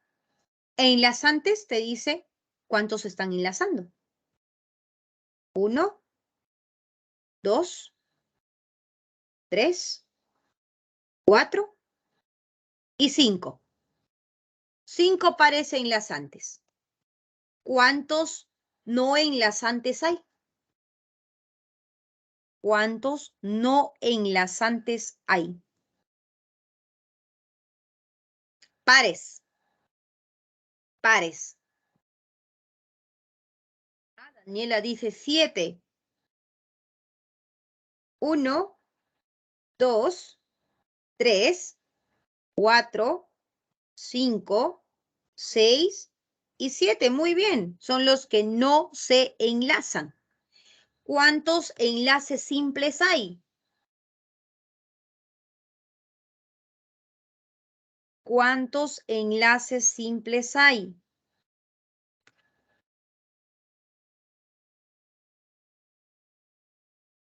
Los enlaces simples se caracterizan ¿por qué? Porque forman un par de electrones, simplemente. Entonces tenemos un enlace simple, otro enlace simple y el dativo también es un enlace simple porque está conformado por un par de electrones. Así que tendrías 3 enlaces simples. ¿Cuántos enlaces múltiples hay? Ya ese es muy fácil, pues, ¿no? Ya el que se equivoca aquí ya, coscorrón ahí, ¿no? Muy bien, simplemente hay un enlace doble, ¿no? Hay un enlace múltiple. Ahora, ¿cuántos enlaces polares hay? ¿Cuántos enlaces polares hay? Polar es cuando tú tienes el enlace formado por diferentes elementos. Y apolar cuando tú tienes enlaces formados por los mismos elementos. Entonces, como polares tenemos polar, polar, ¿correcto? Polar y polar. ¿Cuántos enlaces polares tenemos? Tenemos 4 enlaces polares. ¿Cuántos enlaces apolares tenemos? O sea, llega un poquito retrasado sus mensajes. ¿Cuántos enlaces apolares tenemos? No hay, porque todos son, ajá, muy bien, 0. ¿Y cuántos dativos? Un dativo. ¿Ya, mis chicos? Entonces, de esa manera, primero tú tienes que completar y saber bien cómo es la estructura de tu compuesto para que luego puedas responder cuántos enlaces polares, apolares, covalentes, normales, dativos existen en la molécula. Propiedades de los compuestos covalentes. Estos se encuentran en los 3 estados de la materia. Los encontramos en el estado sólido, líquido y gaseoso. ¿Ok? Llamamos moléculas a estos tipos de compuestos, los que forman enlaces covalentes. Comparados con los metales y comparados con los enlaces iónicos, presentan bajos puntos de fusión, bajos puntos de ebullición. Imagínate la sal, ebulle a temperaturas superiores a los 800 grados En cambio, el agua ebulye pues solamente a los 100 grados, ¿no? Y así tenemos diferentes compuestos. La sal se funde a superiores a 800 y el azúcar se funde a los 60, a los 70 grados ya está fundido. Son aislantes, o sea, significa que son pésimos conductores de la corriente, a excepción de un elemento que viene a ser el carbono, ¿ya? El carbono, que es un no metal y que forma enlaces covalentes en el grafito, es un excelente conductor. Esa es la excepción, pero el resto, pésimos conductores. Entonces, ya hemos acabado de hablar sobre el enlace polar y el enlace apolar, ¿verdad? Profesora, elementos iguales, enlaces apolares y elementos distintos, por lo general, enlaces polares. Ahora, mira, préstame mucha atención. A ver. A ver, aquí. Mírenme a mí, mírenme a mí. Mírenme a mí. Esto es un enlace, ¿verdad? Esto es un enlace que está formando un compuesto, una molécula de hidrógeno. Esto es una molécula de hidrógeno. Esto es otra molécula de hidrógeno. Lo que acabamos de estudiar son estos enlaces. Átomo y átomo, enlace covalente. Átomo y átomo, enlace covalente. Y ahora vamos a entrar a estudiar, pero ya no como átomo y átomo, sino ahora como molécula. Y como molécula es todo esto. El enlace, por ejemplo, ya miren acá, voy a graficar. Este color rojito que ustedes ven corresponde al átomo de oxígeno, ¿ya? Estos son unos modelos atómicos según la UPAC establece, ¿no? A qué átomo representa cada uno de ellos. Entonces, esto es el oxígeno, esto es el hidrógeno, ¿ok? ¿Se pueden identificar qué molécula les estoy presentando? Un átomo de oxígeno y 2 átomos de hidrógeno. ¿Pueden decirme qué compuesto estoy representando? Muy bien, Cintia, el agua. ¿Ya? El agua tiene 2 enlaces covalentes, ¿correcto? Dime, ¿covalentes polares o covalentes apolares? ¿Este enlace es covalente polar? ¿Este enlace es covalente polar o es covalente apolar? Ya, muy bien, André. Covalente polar, covalente polar. Una cosa es que yo te pregunte por el enlace entre este átomo y entre este átomo y entre este átomo. Y ahora lo que yo te voy a enseñar es cómo determinar la polaridad de toda la molécula del agua. No solamente de un enlace, sino ahora te pregunto, ¿y el agua qué es? ¿El agua es polar o el agua es apolar? Que es muy diferente que tú me digas el enlace, porque tú puedes tener enlace apolar y que toda la molécula sea polar. Así que no te confíes de que si es polar, polar, apolar todo el compuesto. No. Apolar, todo el compuesto, apolar. No, no necesariamente. ¿Ok? Entonces ahora vamos a estudiar, pero como molécula. ¿Cuál es la polaridad de una molécula? Entonces, molécula, ahora sí, miren las diapositivas, molécula es todo este conjunto es el conjunto de átomos que te estaba mostrando en la formación del agua, ¿no? Que están unidos mediante enlaces covalentes y tenemos moléculas que son polares y moléculas que son apolares. ¿Cómo me doy cuenta que es una molécula apolar? Las moléculas apolares, por lo general, tú vas a ver que son simétricas. O sea, traces por donde traces un plano, siempre tú vas a ver que es como un espejo y hay una simetría, ¿no? Traces por donde traces el plano. Y vas a ver que tu átomo central, ¿no? No tiene electrones libres. Son algunas consideraciones que debes de tener para rápidamente saber si tu molécula es apolar o si tu molécula es polar.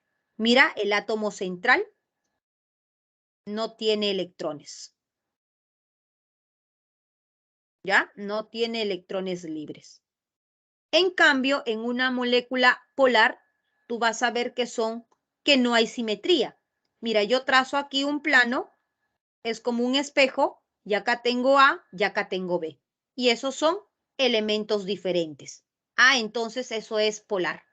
Y otra condición otra característica que también puedes darte cuenta es cuando el átomo central tiene electrones libres.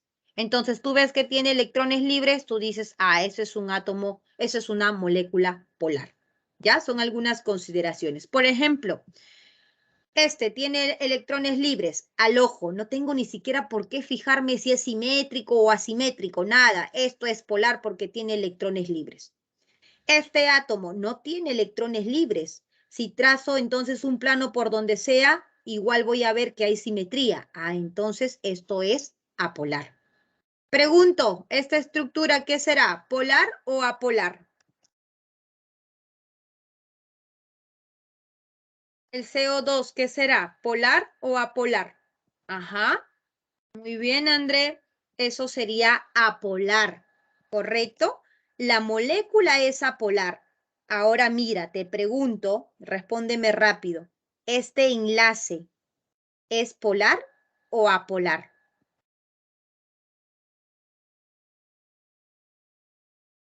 Ese enlace es, ajá, muy bien, Cintia, ese enlace es polar. Y ahí está un claro ejemplo. Mira, tenemos una estructura donde presenta dos enlaces polares, pero sin embargo la molécula se comporta como apolar. ¿Por qué, profesora? Ya, eso es muy fácil. Para que tú puedas ver qué es polar o apolar, es simplemente también que tú conozcas la física, ¿no? El momento resultante, que tú lo conoces en física, ¿no? Nosotros lo llamamos momento dipolar en química. Y el momento resultante, cuando es diferente de cero, eso es una molécula polar. Y si el momento resultante te da igual a cero, eso es una molécula polar. Y acá juegas con tus vectores. ¿Y cómo yo sé mis vectores, profesora? Con tu electronegatividad. Tú dices, ¿quién es más electronegativo? El oxígeno. Ah, mira, ahí está. El oxígeno jala con esa fuerza. ¿Quién es más electronegativo? El oxígeno jala con esa fuerza. Pero ambos son iguales, entonces, ¿cuánto sale tu momento resultante? Mi momento resultante sale 0. Y si mi momento resultante sale 0, entonces la molécula es polar. O sea, tienes varias maneras de darte cuenta si es polar o apolar.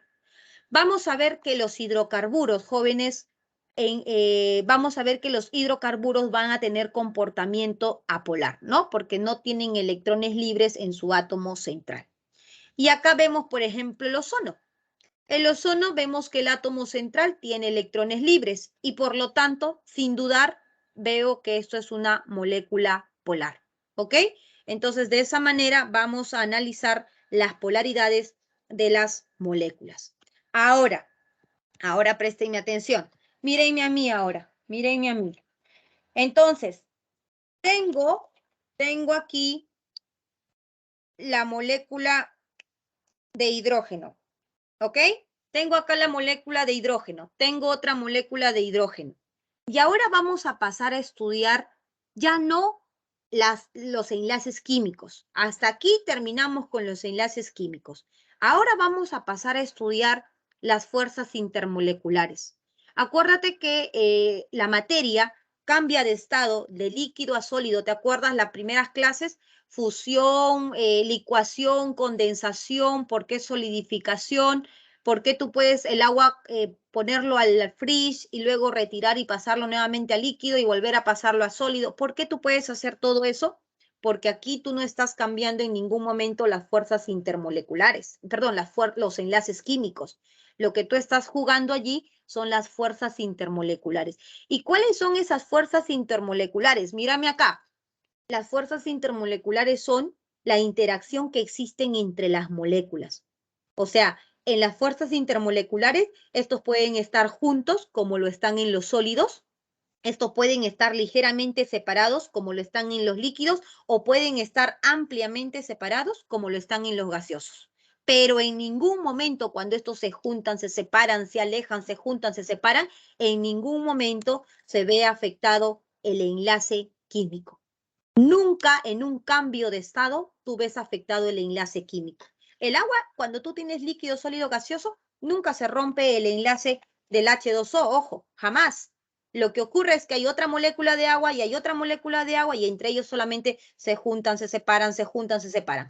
Y esa fuerza que une a las moléculas, cuando se juntan, se separan, se juntan, se separan, se alejan, es lo que nosotros llamamos fuerzas intermoleculares, ¿ok? Entonces, ahora sí, diapositiva, las fuerzas intermoleculares son las que mantienen unidas a las moléculas, como estamos viendo acá. Molécula de agua, molécula de agua, molécula de agua, y ahí están las fuerzas de color amarillo. Obviamente que son fuerzas muy débiles comparadas a las fuerzas de los enlaces químicos, ¿no? Miren el enlace químico, 930, miren la fuerza intermolecular, 41. Son mucho más débiles. Pero estas son las responsables de darnos la información sobre las propiedades físicas de la viscosidad, ¿no? ¿Qué es la viscosidad? La resistencia, la fluidez. Si yo te pregunto quién es más viscoso, la miel o el agua, tú definitivamente me vas a decir la miel. ¿Por qué? Porque vamos a ver que presenta mayor fuerza intermolecular, ¿no? Que el agua. Tensión superficial. ¿Qué viene a ser la tensión superficial? Cuando un mosquito se para sobre el agua, es gracias a la tensión superficial que existe en ese líquido.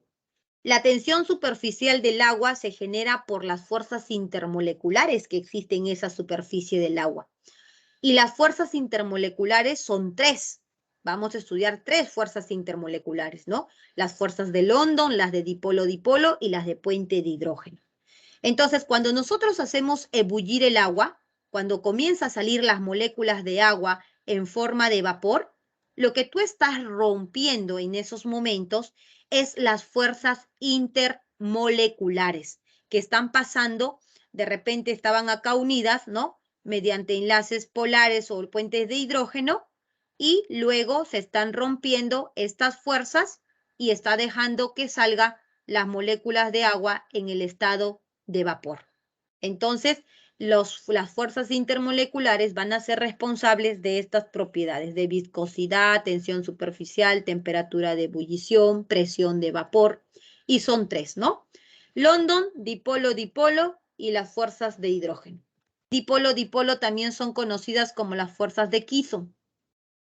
Y estas tienen una tendencia en cuanto a la fuerza. ¿Quiénes son las más débiles? Las más débiles vienen a ser las fuerzas de London, seguidas por las fuerzas de dipolo y las más fuertes, las de puente de hidrógeno. Si tú, por ejemplo, observas, por ejemplo, algo muy sencillo, acetona, por ejemplo, las señoritas, ¿no? Aunque ahora también los caballeros se pintan las uñas, ¿no? El meñique, el meñique.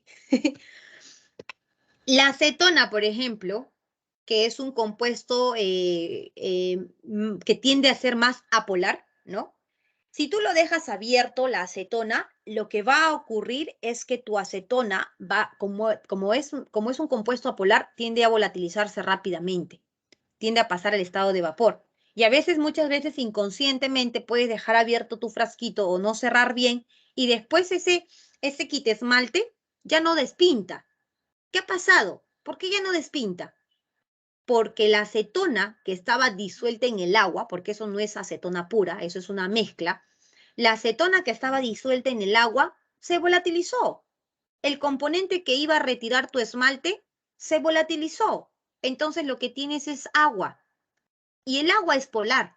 Y lo polar no disuelve la pintura. Lo que disuelve la pintura es lo apolar.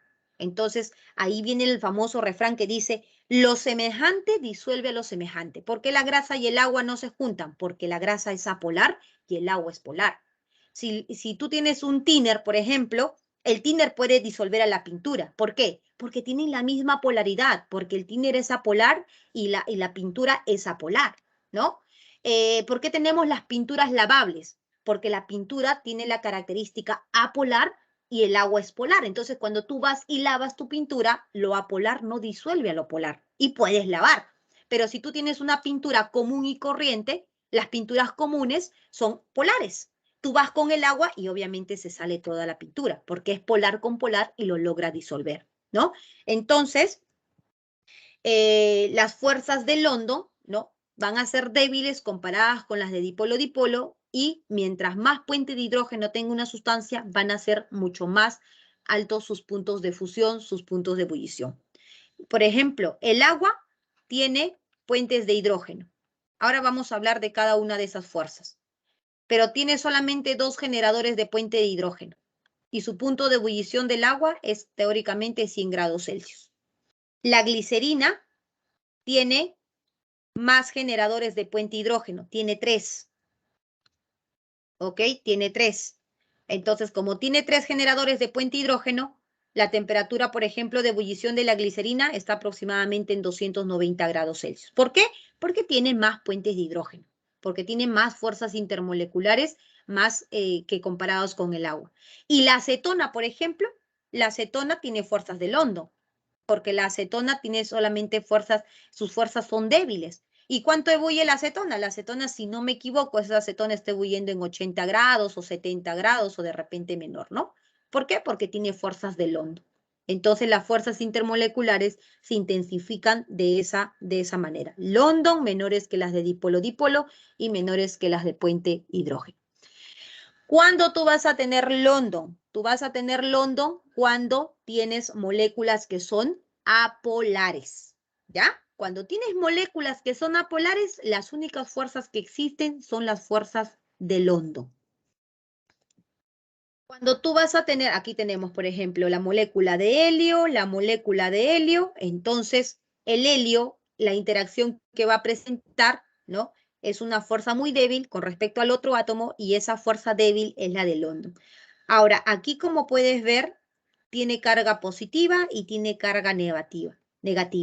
Decimos que son dipolos instantáneos porque esas cargas se paran cambiando constantemente. No es que el helio siempre va a ser positivo y siempre va a ser negativo, no. Como estas son fuerzas débiles, estas se empiezan a reordenar, a reacomodar y están que se cambian. Positivo, negativo, positivo, negativo, positivo, negativo. Si me cargo positivo, atraigo lo negativo. Si me cargo negativo, atraigo lo positivo. Por eso decimos que son dipolos instantáneos. Las fuerzas de London son dipolos instantáneos y son las más débiles, ¿ya? Y se van a formar cuando tienes moléculas, ¿no? Moléculas que son apolares. Los apolares te van a formar fuerzas de London. En cambio, las de dipolo-dipolo se dan cuando tú tienes elementos diferentes. Y cuando tú tienes elementos diferentes, tienes sustancias que son polares, ¿no? Polar se da con elementos distintos. Entonces, tienes una molécula.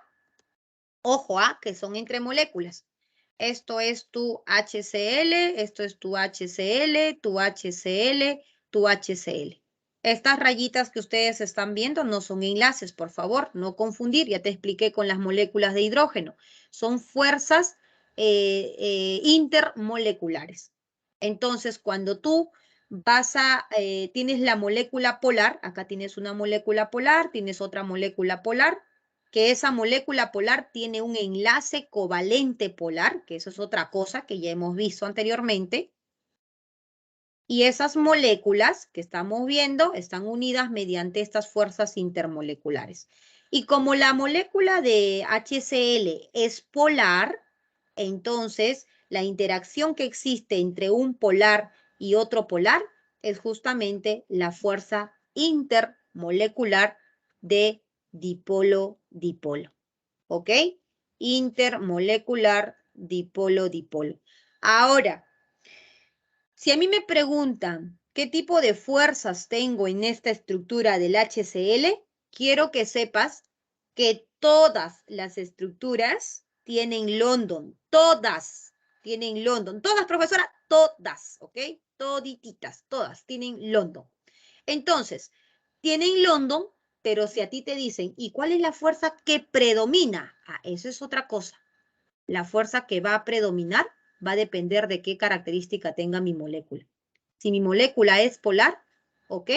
Tiene dipolo-dipolo, tiene London, pero la que predomina, la que le da sus propiedades de punto de fusión, punto de ebullición, viscosidad, tensión superficial, es la de dipolo-dipolo.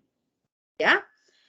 La de puente hidrógeno es también presente en moléculas polares, pero con específicamente con unos tipos de enlace que son del grupo FON. O sea que si tu estructura tiene el enlace FH, el enlace OH o el enlace NH, entonces esa molécula va a formar los puentes de hidrógeno. Y el agua, mira, el agua tiene el enlace OH. Entonces la interacción, que es lo que estás viendo acá, entre una molécula de agua y otra molécula de agua, esa interacción viene a ser los puentes de hidrógeno. Entonces, profesora, ¿esta molécula de agua también tiene London? Claro que sí, tiene London.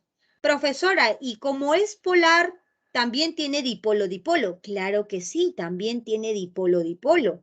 ¿Ok? También tiene dipolo-dipolo. Y obviamente, como tiene el enlace OH, tiene puente de hidrógeno. Así es, tiene puente de hidrógeno. Ahora el detalle es, ¿y cuál es la fuerza que predomina? La fuerza que predomina, que describe todas sus propiedades físicas, es la de puente de hidrógeno. ¿Ok? El puente de hidrógeno es la que va a describir todas sus propiedades físicas.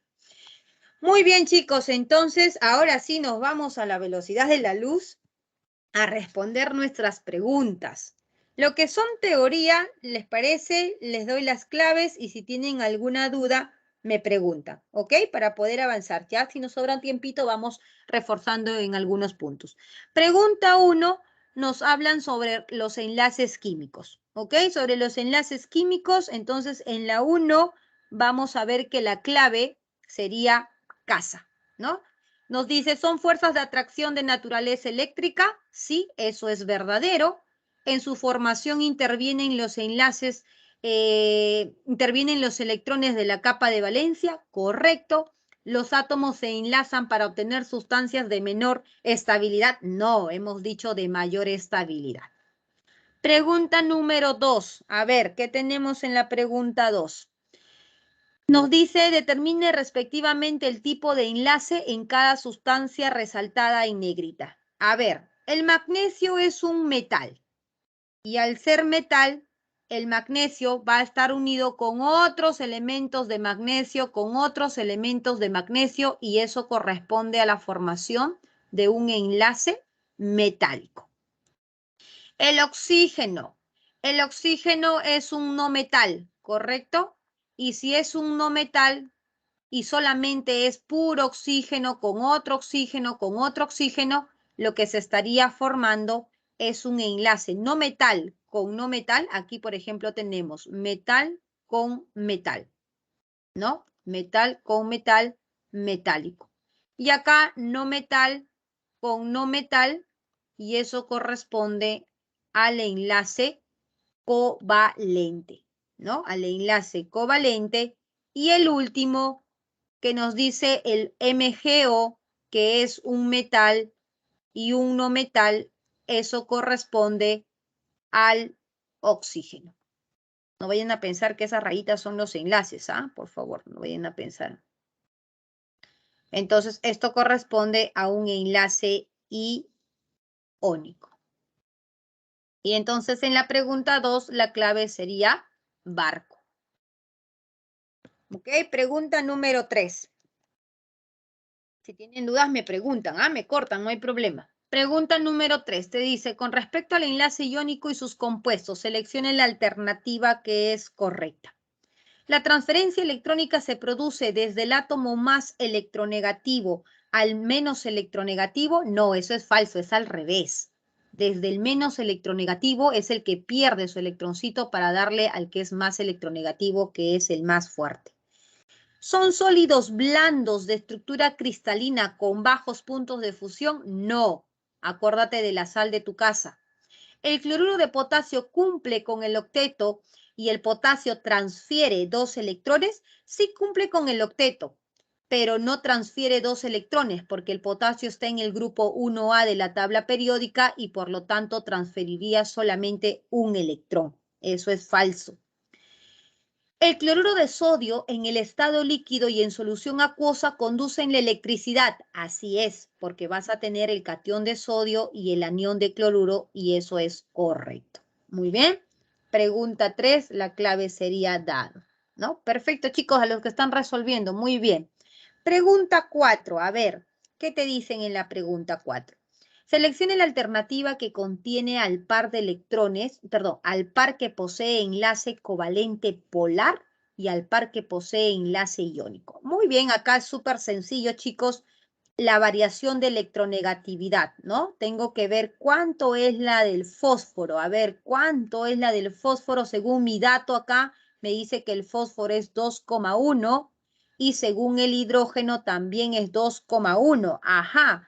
Entonces, ojo, ojo, miren aquí importante este ejemplo. Profesora, vale 0, pero son elementos diferentes. Claro, muy bien. Te dije que un compuesto apolar, ¿no? Generalmente eran elementos iguales. Generalmente, ¿no? Hidrógeno, hidrógeno, bromo, bromo, por ejemplo, como estamos viendo acá, esto sería 2,9 y 2,9, variación de electronegatividad 0. Pero lo que va a determinar en realidad viene a ser su electronegatividad. Y esto es un ejemplo. El fósforo y el hidrógeno son elementos diferentes, pero tienen la misma electronegatividad, por lo tanto van a ser un compuesto, un enlace covalente apolar. O sea, me baso en la electronegatividad. Así es. Solo que de manera práctica, si ya tú ves elementos iguales, ya pues se entiende rápidamente que son apolares. Para el otro caso, del flúor y del potasio, por ejemplo, ¿cuánto viene a ser del flúor? El flúor, que es el elemento más electronegativo, que es 4, y del potasio, que es 0,8. Entonces sería 3,2 de electronegatividad. Por lo tanto, eso sería polar. Eso sería polar, ¿no? Aquí para el bromo, para el caso del bario, por ejemplo, ¿el bario cuánto tiene? 0,9 y el bromo tiene 2,9. ¿Cuánto es la variación de electronegatividad? Es simplemente la resta, jóvenes, ¿ah? 2,9 menos 0,9, la variación de electronegatividad, eso es 2.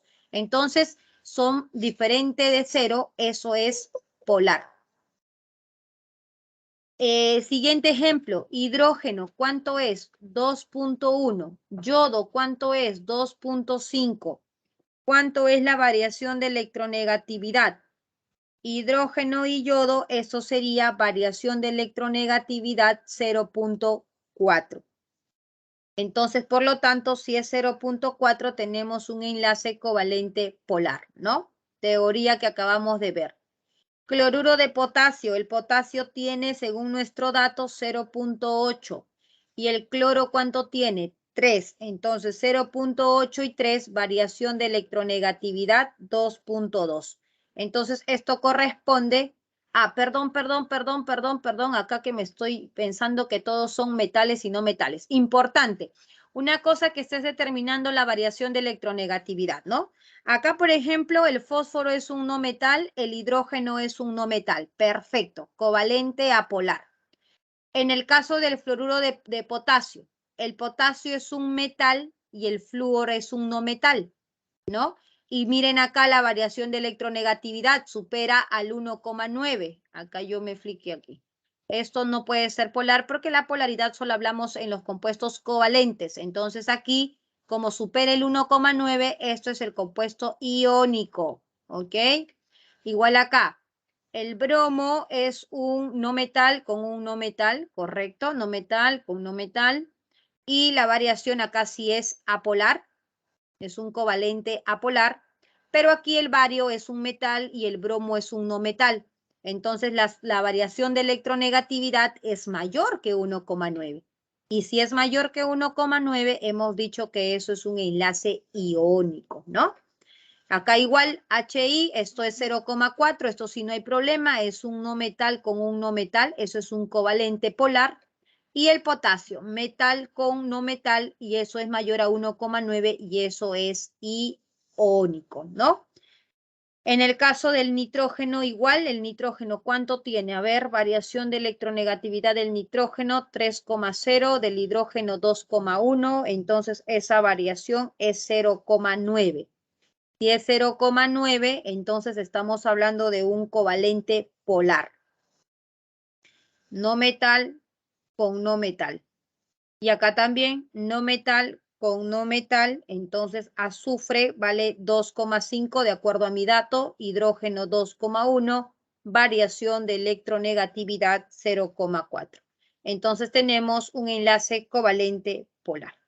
Listo, chicos, entonces ahora sí, que contiene al par que posee covalente polar y enlace covalente, enlace iónico. Eso sería la clave polar e iónico, la clave sería casa. ¿Ya?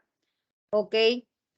Mis es polar solamente cuando es mayor a 0, ¿no? Así es. Y que sea, acuérdate, un no metal con un no metal, ¿no? Porque si es metal con no metal y es mayor a 0, eso, perdón, mayor a 1,9, eso sería iónico. Siempre fíjate porque no vayas a cometer el error que cometí hace unos momentos, ¿ok? Entonces nos verificamos siempre que sea la unión entre metal y no metal, o metal y metal, o no metal con no metal. Solamente hablamos de polaridades cuando son covalentes. ¿De acuerdo? Pregunta número 5. ¿Qué tenemos en la pregunta número 5? Dice, las estructuras de la vermectina presentan el enlace de carbono-carbono, carbono-hidrógeno, carbono-oxígeno y el puente, el oxígeno, el enlace OH. Al respecto, ordene los enlaces mencionados según su polaridad creciente. Bueno, acá lo que tenemos que hacer simplemente es determinar la variación, chicos. Les voy a mostrar para A y de ahí ya ustedes lo practican para los demás, ¿ya? Por ejemplo, en el caso para A, ustedes tienen, a ver, voy a colocar el enlace, por ejemplo, carbono-carbono. ¿Cuánto es el enlace de carbono-carbono? Como tu electronegatividad es 2,5 y del otro es 2,5, entonces la variación de electronegatividad es 0. Ah, ok, entonces esto sería 0. Para el carbono hidrógeno, igual. El carbono tiene 2,5 y el hidrógeno tiene 2,1. Por lo tanto, tu variación de electronegatividad 0,4. Ok, entonces este enlace tiene 0,4. Seguimos. El enlace, por ejemplo, de OH. ¿Cuánto tiene el enlace de OH? El oxígeno tiene 3,5 y el hidrógeno tiene 2,1. Entonces, la variación de electronegatividad acá sería 1,0. Esto sería entonces 1,0. Y el carbono con el oxígeno. El carbono tiene 2,5, el oxígeno tiene 3,5 y la variación de electronegatividad entre el carbono y el oxígeno sería, entre el carbono y el oxígeno sería 1, ¿no? Entonces tenemos aquí entre el OH, perdón, acá es 1,4. Acá es 1,4. 1,4 y acá es 1. Entonces esto sería 1 y esto sería 1,4 y esto, como pueden ver, no es la relación correcta, ¿no? Porque nos dice en orden creciente. Entonces tendrían que hacer lo mismo con los otros enlaces para observar dónde se da ese orden de manera correcta en orden creciente. Sí, chicos, gracias, gracias. Entonces aquí en la pregunta 5, la clave sería barco, ¿ya? De esa manera van a calcular, ya hemos calculado los enlaces, solamente te tocaría ordenar. Pregunta número 6. ¿Qué tienes en la pregunta número 6? Dice, te dan las estructuras del CO2, las estructuras del SO2, del CO2 y te preguntan marcar si es verdadero o falso. Muy bien, aquí entonces observamos, mira, el oxígeno está con sus propios 6, 2, 4, 6, entonces ya automáticamente ya tengo que darme cuenta de que esto corresponde al dativo del azufre, ¿no? Que son sus electrones del azufre que están compartiendo. Ahí está. Estoy colocando de color rojito lo que correspondería a los electrones del azufre. Dice, el SO2 presenta un enlace dativo en su estructura. Sí, correcto, es lo que estamos viendo acá. Eso sería un enlace dativo. ¿Por qué, profesora, supo? Porque acá veo que el oxígeno tiene sus propios 6, porque el oxígeno está en el 6A. Entonces, definitivamente, el enlace que está compartiendo con el azufre le corresponde esos 2 electrones a ese azufre. Eso es un dativo. El CO2 presenta dos enlaces covalentes polares. Lo vimos en clase.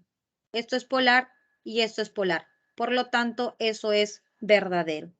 ¿En ambas se cumple la regla del octeto? Sí, en ambas si tú cuentas para cada átomo va a cumplir con la regla del octeto. Si viera, por ejemplo, el hidrógeno, definitivamente ahí diría que no. Eso sería falso.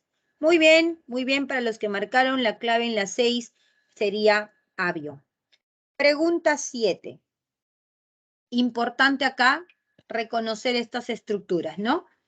Nitrato de amonio, dice, ahí te dan la estructura y te dicen que eso es un anión con carga positiva para el amonio y eso es un anión con carga negativa para el nitrato.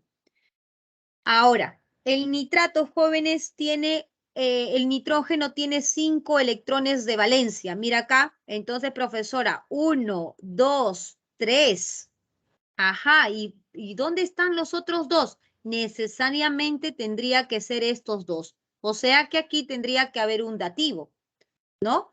Entonces, el electroncito del hidrógeno es este y es este. Profesora, ¿hizo el electrón de este hidrógeno de aquí? Se perdió. Por eso es un catión. Ese electroncito se lo robó ¿quién? Se lo robó el nitrato. Ah, ya, entonces aquí el nitrato, por ejemplo, ¿qué es lo que tenemos? El nitrógeno 1, 2 propios, 3 propios, ¿ok? Y aquí viene 4 propios y ahora vamos pensando un poquito. El oxígeno tiene 6, profesora. Muy bien, como acá está compartiendo 2, mira, 2, entonces 4 y 6. Aquí está compartiendo solamente 1. Pero el oxígeno no puede compartir uno porque se vuelve inestable. Claro, lo que pasa es que aquí el oxígeno entonces estaría ganando un electroncito y ese electroncito del hidrógeno que ha ganado. Esto sería, mira, 2, 4, 6 propios del oxígeno y este electroncito que estaría acá sería el electroncito que ganó ese oxígeno del ion amonio, ¿no? Y así tendríamos entonces el enlace compartiendo un electrón y un electrón. Y del otro lado, ahí no hay problema, porque acá tendrías tus 6 electrones y acuérdate que el nitrógeno tiene 5. Si tiene 5, entonces aquí viene un dativo para que puedas formar, porque le está faltando 1 al nitrógeno. Y esa sería la estructura de ese nitrato. Te pregunta, te pregunta lo siguiente. ¿Existe enlace iónico en su estructura? Al tener un enlace, un catión y un anión, sí, efectivamente el catión y el anión forman un enlace iónico en su estructura. Ambos iones presentan enlaces covalentes polares y enlaces covalentes coordinados. Te están preguntando por los iones. Este catión sí tiene enlaces covalentes polares porque es un no metal con otro no metal. Y hay polares y hay coordinados en ambos, tanto en el catión como en el anión. Y eso es verdadero. En la estructura todos los átomos cumplen con la regla del octeto. Ay, mira, ¿ya viste el hidrógeno? O sea, ni pensar. Ya ni pienses ya, porque esto es falso, porque acuérdate que el hidrógeno nunca cumple la regla del octeto. Por lo tanto, eso sería falso. Nos piden las correctas, eso sería la clave avión 1 y 2. Bueno, la pregunta 8, que es más teoría, chicos, la pregunta 8, la clave sería dado, ¿ok? Que te dice las propiedades de los metales. La pregunta 10 te dice, con respecto a las sustancias mencionadas, seleccione la molécula apolar que presenta un enlace covalente polar. Acá sí te voy a ayudar acá dibujando. Del CO2 ya conoces la estructura, ya lo hemos dibujado en clase, así que tranquilamente puedes dar respuesta. Ahí está. El del azufre igual. Por ejemplo, el azufre, ¿no? Muchos pueden pensar, profesora, hidrógeno, un electroncito, y como el azufre tiene 6, le falta 2, aquí está el azufre. No. Cuando tú tienes un átomo central con tus electrones libres, jamás vas a dibujarlo de esa manera lineal. ¿Por qué crees que el agua es angular? Justamente porque tiene esos electrones libres. Y esos electrones libres lo que causan es una repulsión. Hidrógeno, tu electroncito, entras y reacciona acá con el azufre, ahí está. El azufre tiene 6, está compartiendo aquí 2, 3, 4, 5 y 6. Esa sería la estructura del H2S. Y del amoníaco igual, nitrógeno, un electroncito que va a compartir con el hidrógeno, otro con el otro hidrógeno, otro con el otro hidrógeno y tu parcito. ¿Por qué par, profesora? Porque vas 1, 2, 3 y el nitrógeno tiene 5. Ahí está. Y esas serían las estructuras, ¿no? Te están preguntando por la molécula que es apolar. Entonces, acá el ojo es simétrica, momento resultante igual a 0. Entonces, esto es apolar. La molécula es apolar. Esto, átomo central con electrones libres, ni qué pensar. Esto es polar. Átomo central con electrones libres, ni qué pensar. Esto es polar. Estamos hablando de la molécula. Por lo tanto, ¿qué es lo que nos dice? ¿Cuál sería la molécula que es apolar? La molécula que es apolar sería la clave dado, ¿no? Ok, y la pregunta número 10, que es teoría, mis chicos, sería la clave dado. ¿Listo? A ver. Y sus domiciliarios. 1 dado, 2 avión, 3 casa y 4 barco. Sí, André, en estos casos es necesario que grafiques la molécula, ¿no? Es necesario que grafiques la molécula, ¿no? En la pregunta 10, por ejemplo, no, la pregunta 10 que es más teoría, ¿no? De puentes de hidrógeno, sí. Es de puentes de hidrógeno, ¿no? El tetracloruro, por ejemplo, el agua, ya lo conocen, la estructura del agua es de esa manera, ¿listo? La estructura del tetracloruro, para que se ubiquen, es el carbono con sus 4 electrones de valencia. Y acá está el cloro, que combina con un electroncito. 1, 2, 3. 3 pares son 6 más 1, 7. Igual acá. Cloro 2, 4, 6, 7. Cloro 2, 4, 6, 7. Cloro 2, 4, 6 y 7. ¿Ya, chicos? Entonces, practiquen, por favor, porque esa es la única forma en que ustedes puedan aprender un poquito más a graficar estructuras que son clásicas, podríamos decir. ¿Ok? Entonces, eso sería todo, chicos, y nos estamos viendo la próxima semana. ¿Listo? Un abrazo, cuídense, nos vemos, que tengan un buen día. Chao, chao.